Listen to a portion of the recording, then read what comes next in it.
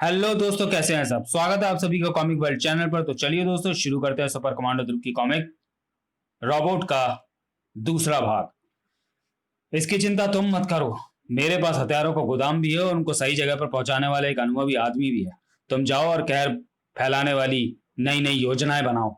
यही तो हम पाकिस्तानियों का एकमात्र काम है, हिंदुस्तान को तबाह करने वाली नई नई साजिशें रचना। लेकिन हमारा मकसद कुछ और ही है। अब मुझको उस आदमी से मिलना है जो हथियारों की अवैध सप्लाई का बेताज बादशाह है। वह अपनी इस लाइन का मास्टर नहीं बल्कि ग्रैंड मास्टर है, और वह है grand master robo. Welcome welcome. मेरा समय खराब मत करो, मैं तो सिर्फ पुरानी जान पहचान का लिहाज करके तुमसे मिलने चला आया। बताओ मुझे क्यों बुलाया है। 3-4 दिनों में हमारे पास हथियारों का एक बड़ा कंसाइनमेंट आने वाला है। उसको हिंदुस्तान में जगह जगह पर मौजूद आईएसआई एजेंटों तक पहुंचाने का काम तुमको करना है। पैसा मुंह मांगा मिलेगा। तुमको ये तो पता ही है कि मैं ये काम छोड़ चुका हूँ। रिटायरमेंट ले लिया मैंने किंग कॉन्ग। मुझे पता है किंग कॉन्ग सब कुछ जानता है, लेकिन दिक्कत सिर्फ एक है, तुम्हारे अलावा ये काम और कोई नहीं कर सकता। ये काम तो तुमको करना ही पड़ेगा। यह असंभव है। जो काम मैंने छोड़ दिया वो छोड़ दिया। Good bye King Kong. यही बात मेरी आंखों में आंखें डालकर कहो ग्रैंड मास्टर, ताकि मुझको तुम्हारी बात की सच्चाई पर यकीन आ जाए। तो सुनो, मैं ये काम, हाँ हाँ बोलो, मैं तुम्हारा काम करूंगा। शाबाश, मुझे पूरा भरोसा था कि तुम मुझको पूरा सहयोग दोगे। अब जब तक हथियारों का इंतजाम हो और हिंदुस्तान में तबाही फैले, तब तक अपने नेटवर्क का इस्तेमाल करके पाकिस्तान के कराची शहर में 2-3 धमाके करा दो, ताकि हिंदुस्तान पाकिस्तान पर इल्जाम लगाए और पाकिस्तान हिंदुस्तान पर। दोनों देशों में तनाव बना रहना चाहिए। दुनिया के हर देश को दूसरे देश से खतरा बना रहना चाहिए। तभी तो हमारा मकसद पूरा होगा, पूरी तबाही का मकसद। जहां पर आग लगाने वाले होते हैं वहां पर आग बुझाने वाले भी होते हैं। ये हैं वे हथियार जो हमने आतंकवादियों के पास से बरामद किए थे। ये समझ में नहीं आया कि आखिर इनमें ऐसी कौन सी खास बात है कि इनको वापस करने के लिए जेलर को बंधक बनाने की जरूरत आ पड़ी। इन पर पाकिस्तान में बने होने के ठप्पे साफ नजर आ रहे हैं। शायद वे इस बात का सबूत नहीं छोड़ना चाहते हैं कि आतंकवादियों को हमारा पड़ोसी देश मदद दे रहा है। ऐसे हथियार तो हमारे पास और भी हैं। पहले ऐसी कोशिशें कभी क्यों नहीं हुई। एक मिनट, इसकी नाल के अंदर कुछ खुदा हुआ है। आटे का इंतजाम कीजिए। ये लो आटा। अब क्या रोटी भी पकाओगे। रोटी तो शायद कोई और सेक रहा है हमारी शांति में आग लगाकर।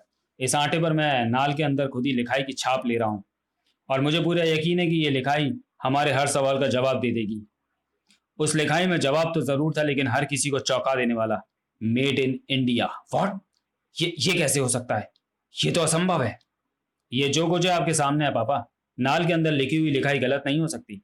यानी तुम्हारा कहना है कि यस पापा, मैं जो कहना चाहता हूँ वो आप समझ रहे हैं।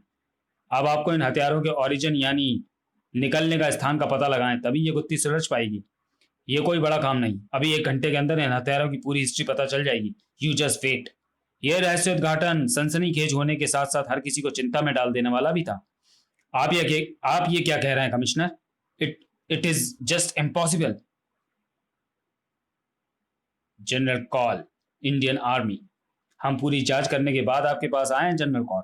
जो हथियार हमने आतंकवादियों के पास से पकड़े हुए आपके हथियारों के अलग अलग डिपो से चुराए गए हैं। आप उन डिपोज के नाम बताइए, मैं भी उन डिपोज के हथियारों के स्टॉक की जांच कराता हूँ। अभी सच्चाई सामने आ जाएगी, दूध का दूध और पानी का पानी हो जाएगा। आप अब शायद ऐसा ना कर पाए जनरल सर, क्योंकि इन हथियारों के डिपो में पहुंचने की तारीखों के बाद उनमें से हर डिपो में आग लग चुकी है। फिर ये हथियार बाहर कैसे आए। तब तो इनको भी जलकर नष्ट हो जाना चाहिए था। ये जाहिर है सर कि इन हथियारों के चुराने के बाद उन डिपोज में आग जानबूझकर लगाई गई हो, ताकि उन तक पहुंचने के सबूत डिपोज के साथ ही जलकर खाक हो जाएं। अब पाकिस्तान से हथियार न मिल पाने के कारण आतंकवादियों ने हमारे कुछ भ्रष्ट सैन्य अधिकारियों के साथ मिलकर ये जाल रचा है। पर अब तो सारे सबूत नष्ट हो चुके हैं। अब हम उन भ्रष्ट अधिकारियों को पकड़ेंगे कैसे। एक रास्ता है जनरल कौर। एक ऐसा डिपो अभी भी बचा हुआ है जिससे ये हथियार चुराए गए हैं। हम उस डिपो के अधिकारियों के बीच में ध्रुव को आर्मी ऑफिसर के रूप में घुसा सकते हैं, और इस तरीके से आप उन भ्रष्ट सैन्य अधिकारियों तक पहुंच सकते हैं। योजना अच्छी है, मैं अभी इंतजाम करता हूँ।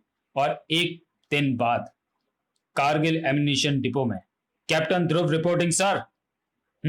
स्मार्ट ऑफिसर, पेपर भी पूरे और ठीक हैं। Welcome to our unit. पर एक बात का ध्यान रहे, इस डिपो में सैन्य अनुशासन बहुत कड़ा है। जो भी कहा जाए वो चुपचाप करते जाना, वरना मुश्किल में पड़ जाओगे। समझ गया सर। आप चिंता ना करें, मुझे वैसे भी चुपचाप काम करने की आदत है। फिलहाल तुम्हारी ड्यूटी डिपो में मेन गेट पर लगाई जा रही है, तब तक जब तक कि मुझे सबूत न मिल जाए मेजर शर्मा। इस खेल के सारे खिलाड़ी एक एक करके एक ही जगह पर एकत्रित हो रहे थे। मुझको यहीं पर रुकने को कहा गया है। हथियारों का कंसाइनमेंट मुझको यहीं पर मिलेगा और यहाँ से वह माल मुझको आगे ले जाना है। माल को ग्रैंड मास्टर रोबो तक पहुंचाने के प्रयास शुरू हो चुके थे। ये क्या है? पहले इस माल के पेपर दिखाइए, फिर माल अंदर ले जाइए। पेपरों की क्या जरूरत है? हमको यहाँ पर सभी पहचानते हैं। तुम लगता है यहाँ पर नए आए हो। अरे, धौलापुरा ऑर्डिनेंस फैक्ट्री के आदमी को कोई नहीं रोकता। फिर भी पेपर दिखाने में क्या बुराई है? लीजिए, देख लीजिए, पेपर ठीक है। अब ये भी चेक करा दीजिए कि ट्रक में भी वही माल है ना जो पेपर में लिखा है। इसको जाने दो कैप्टन ध्रुव। मेजर शर्मा, पर सर माल तो चेक करना ही पड़ेगा ना। इस डिपो में रोज 70 ट्रक माल लेकर आते हैं। अगर हम ऐसे ट्रकों को चेक करते रहे तो काम कभी भी समय पर पूरा नहीं हो पाएगा। इसलिए हम लोग रैंडम चेकिंग करते हैं। कोई भी एक बॉक्स छांट कर उसमें भरा माल चेक कर लेते हैं। वही सही है तो सब सही है। वो बॉक्स चेक कराओ। मैं समझ रहा हूँ मेजर शर्मा, सब समझ रहा हूँ। हाँ, माल ठीक है, यानी सारा माल ठीक है। चलो माल अंदर रखवाओ। माल रखने वाले हर मजदूर पर ध्रुव की नजर थी। तभी उसके सजग कानों से वह आवाज बच ना सकी। सर, अंदर से एक मजदूर की चीखने की आवाज आई है। कुछ गड़बड़ है? कोई गड़बड़ नहीं है, जरूर उसके पैर पर कोई बॉक्स गिर गया होगा। फिर भी मैं देखता हूँ सर, एक्सक्यूज मी। ओह, ये लड़का कुछ ज्यादा ही उत्साही है। ध्रुव का ख्याल गलत नहीं था। अंदर जो कुछ भी था उसको देखकर चीख निकल जाना स्वाभाविक ही था। ओ माय गॉड, एक और गोरिल्ला। शायद ये वही गोरिल्ला है जो राजनगर जेल से भाग निकला था। अब तो मुझको यकीन हो गया कि आर्मी के हथियार डिपो से हथियारों की चोरी का आतंकवादियों से गहरा संबंध है। यह हथियार चोरी करने की कोशिश कर रहा है और मुझको ऐसा लग रहा है कि इसको रोकना आसान काम नहीं होगा। पर यह गोरिल्ला अंदर घुसा कैसे? सैन्य सिक्योरिटी की नजर इस पर क्यों नहीं पड़ी? इसको जरूर कोई ध्यान बटाने के लिए जानबूझकर अंदर लाया है। जो कुछ भी हो, पहले इसको काबू में करना ही होगा और ये काम आसान नहीं होगा। इस बार तो इस बारूद के गोदाम में से लड़ना ही खतरनाक काम है। सबसे पहले इसके हाथों में थमे हथियारों के बॉक्सेस को गिराना होगा। ध्रुव ने कोशिश तो भरपूर की थी, लेकिन यह भरपूर कोशिश काफी नहीं थी। आह, इसने तो बॉक्सेस को एक हाथ से सी थाम लिया है और दूसरा हाथ मुझे मारने के लिए फ्री कर लिया है। राइफल्स। और अब ये बॉक्सों के पहाड़ को जमीन पर रखकर उसके ऊपर और बक्से लादता जा रहा है। क्या मकसद है इसका? इसका जो भी मकसद था वो पूरा हो चुका है। अब आगे का काम मुझको करना है। मुझको यानी शिंक्रोका को। अरे, ये बॉक्स तो धौलापुर ऑर्डिनेंस फैक्ट्री से आए बॉक्स में से एक है। यानी ऑर्डिनेंस फैक्ट्री वालों की मिली भगत से ये श्रिंका को इस डिपो के अंदर तक पहुंचा है। पर अब ये करेगा क्या? श्रिंकोका श्रिंकोका का तो एक ही काम है, चीजों को श्रिंक करना, छोटा कर देना, सिकोड़ देना। ओह, इसकी किरण के वार से तो हथियारों के बक्सों का विशाल ढेर माचिस की डिब्बी के आकार का होता जा रहा है। तू कुछ भी कर ले श्रिंकोका, ध्रुव ये हथियार लेकर तुझको इस डिपो से बाहर नहीं जाने देगा, कभी नहीं।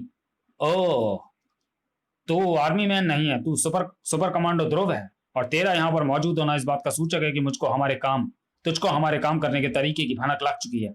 पर तेरा एक ख्याल गलत है। यह हथियार यहां से लेकर मैं नहीं, ये गोरिल्ला जाएगा।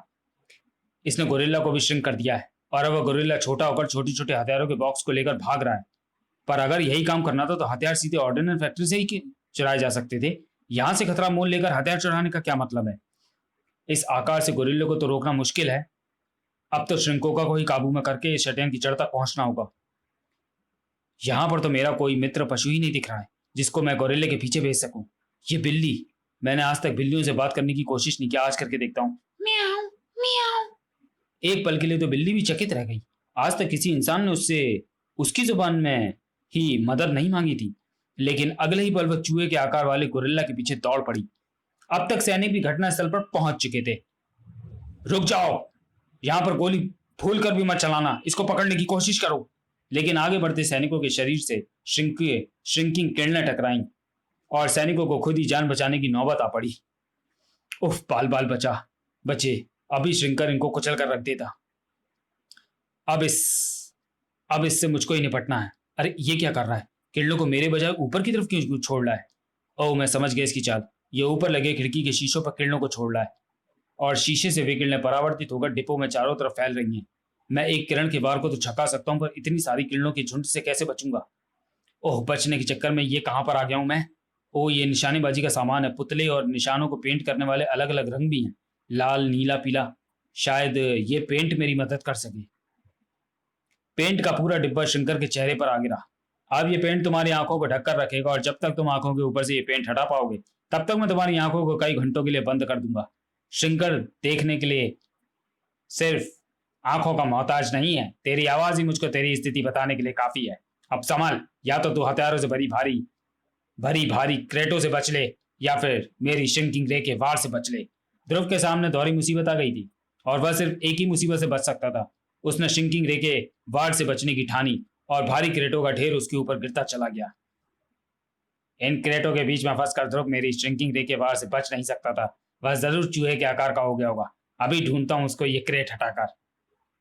आहा, ये रहा ध्रुव। मैं जानता था कि ये मेरी किरण के वार से बच नहीं सकता था। मच्छर बना दिया मैंने इसको। अब मैं इसको अपनी मुट्ठी में मस लूंगा। हा हा हा, दुनिया के सबसे बड़े क्राइम फाइटर की चटनी किसी को खानी हो तो बताइए। ध्रुव की चटनी बनने जा रही है, मुझे चखा देना। मैं आज तक प्लास्टर ऑफ पेरिस के बने पुतले की चटनी नहीं खाई है। ध्रुव, तू तू यानी ये प्लास्टर ऑफ पेरिस का पुतला है, तू नहीं है? ये तो जाहिर है। दरअसल तुम्हारी आंखों में पेंट पड़ने के बाद मुझे इतना समय मिल गया था कि मैं तुम्हारे ही वार से छोटा हो सकूं, इस पुतले को पीले और नीले रंग से पेंट कर सकूं। और मुझको छोटा समझकर जैसे ही तुमने श्रिंकिंग रे के वार बंद किए, मुझको तुम पर हमला करने का मौका मिल गया। अब मैं तुमको ना वार करने का मौका दूंगा, ना ही उठने का। अब तुम ही मुझको बताओगे कि आर्मी के हथियार डिपो से तुम हथियार किसकी मदद से चुराते रहे हो। मुझे अफसोस है कि ऐसा नहीं होगा। मैं बताने के लिए तो तैयार हूं, लेकिन तुम पूछने के लिए जिंदा नहीं बचोगे। ओ गॉड, ये छोटा होकर उस नाली से बाहर जा रहा है और जाते जाते इसने किसी रिमोट का बटन दबाया है। बटन दबने का नतीजा तुरंत ही सामने आ गया। डिपो के कोने में एक विस्फोट हुआ, और फिर चेन रिएक्शन चालू हो गया। धमाके पर धमाके होने लगे। ध्रुव के लिए अब भागने या बचने का कोई भी रास्ता नहीं बचा था और देखते देखते पूरा आर्मी डिपो विस्फोटों से पैदा हुए शोलों में घिर चुका था। ओ, ये क्या हुआ? अब ध्रुव का क्या होगा? उसका बचना तो नामुमकिन है। अगर वह इन धमाकों की झड़ी से बच गया तो मैं मान लूंगा कि वह इंसान नहीं, अवतार है। सचमुच है, बच गया है ध्रुव, और वह हवा में भी उड़ रहा है। देख तो मैं भी रहा हूं, पर इस दृश्य पर यकीन करना मुश्किल है। ऐसा हो ही नहीं सकता। पर अब यह जा कहां रहा है? ध्रुव चोरी किए गए हथियारों की तलाश में जा रहा था। न जाने उसको एकाएक कहां से अद्भुत शक्तियों का भंडार मिल गया था, और उन शक्तियों का प्रयोग वह ऐसे कर रहा था मानो वो इन शक्तियों के साथ ही पैदा हुआ हो। मैंने अपनी विजन को धातु की वेव लेंथ पर सेट कर दिया है। अब धातु से बना हथियारों का जखीरा जहां पर भी होगा, मैं उसको देख लूंगा, चाहे उस जखीरे को 7 पर्दों में छुपा कर क्यों न रखा गया हो। जखीरा कहीं पर छुपा नहीं था, बल्कि वह यहां पर आने वाला था। पर उससे पहले वहां पर कोई और आ पहुंचा था। पापा, नताशा, तुम यहाँ क्या कर रही हो? आपके आदमी से मुझे पता चला कि आप एक बार फिर हथियारों की तस्करी के धंधे में उतर रहे हैं। पर क्यों? ये काम तो आप बहुत पहले छोड़ चुके हैं। तुम्हारी क्यों का मेरे पास कोई जवाब नहीं है। बस मेरा मन कर रहा है कि मैं ये काम करूं, और इसलिए मैं ये काम कर रहा हूं। ऐसा नहीं हो सकता। आपको जरूर कोई मजबूर कर रहा है, और आप मुझको उसका नाम बताइए। मैं उसको मौत की भीख मांगने के लिए मजबूर कर दूंगी। नताशा ग्रैंड मास्टर रॉबो की बेटी और रॉबो की भूतपूर्व कमांडर होने के साथ साथ ध्रुव की दोस्त भी है। तुम्हारा इस बात से कोई लेना देना नहीं है नताशा। तुम अपराध की दुनिया से दूर जा चुकी। बेहतर होगा कि अब तुम इस दुनिया से दूर ही रहो। जाओ यहां से। ओ, ये आवाज कैसी आ रही है? ट्रक की आवाज है, पर ट्रक तो कहीं नजर नहीं आ रहा है। आखिर वह ट्रक है कहां पर? हे भगवान, ये क्या है? खिलौने के आकार का ट्रक एक बड़ा हो रहा है, और उसको एक गोरिल्ला चला रहा है। अब ये गोरिल्ला ट्रक छोड़कर जा रहा है, यानी यही ट्रक लेकर मुझे जाना है। मुझे कुछ गड़बड़ लग रही है। आप ये अवैध हथियारों से भरा ट्रक लेकर कहीं नहीं जाएंगे। मैं वादा कर चुका हूं नताशा। नताशा सही कह रही है। तुम ये ट्रक लेकर कहीं नहीं जाओगे रॉबो। ध्रुव, तुम उड़ कैसे रहो ध्रुव? और तुम यहां तक पहुंचे कैसे? गन मेटल की वेवलेंथ का पीछा करते हुए। रॉबो, अब तुम इस ट्रक से उतर जाओ, क्योंकि मैं ऐसी मैग्नेटिक फील्ड पैदा कर रहा हूं जो तुम्हारे ट्रक के शाफ्ट को घूमने ही नहीं देंगे। सचमुच ये ट्रक स्टार्ट नहीं हो रहा है। पहियों से इंजन का संपर्क ही खत्म हो गया है। अच्छा हुआ ध्रुव ने आपको इस दलदल में गिरने से बचा लिया। थैंक्स ध्रुव। रॉबो को काम पूरा करने से कोई नहीं रोक सकता। अगर इंजन की शक्ति ट्रक को आगे नहीं बढ़ाएगी तो मैं ट्रक को ढलान पर फिसला कर ले जाऊंगा। फिर तो मुझे तुमको रोकना ही होगा ध्रुव, रॉबो। तो चलिए दोस्तों, वीडियो को यहीं समाप्त करते हैं और मिलते हैं सुपर कमांडो ध्रुव की कॉमिक रोबोट के तीसरे और अंतिम भाग में अगले वीडियो में। तब तक के लिए धन्यवाद।